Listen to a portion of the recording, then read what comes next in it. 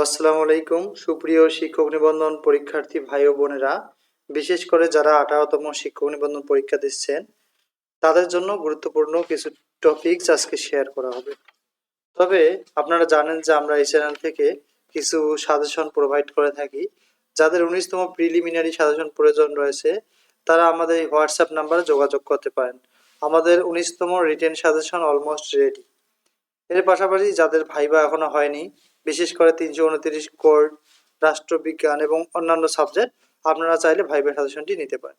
চলুন আমরা আমাদের মূল বিষয়ে চলে যাই।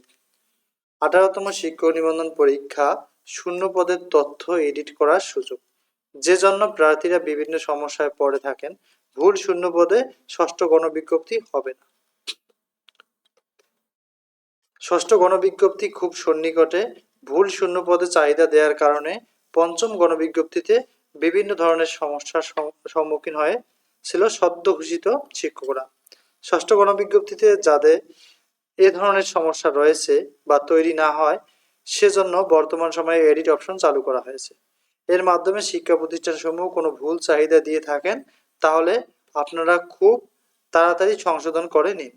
তা না হলে শিক্ষা প্রতিষ্ঠানের প্রধানের অনেক সমস্যায় পড়তে হবে বলে জানা গেছে। ভুল চাহিদার কারণে পঞ্চম গণবিজ্ঞপ্তিতে অনেক শিক্ষক যে প্রতিষ্ঠানে যোগদান করেছেন সেখানে শূন্যপদ শো করেছিল না। প্রতিষ্ঠানের প্রধান ওনারা বলেছিল যে আমাদের প্রতিষ্ঠানে কোনো শূন্যপদ নেই। তখন কিন্তু অনেক সমস্যার সম্মুখীন হতে হয়েছিল পরীক্ষার্থীদের, অর্থাৎ প্রার্থীদের।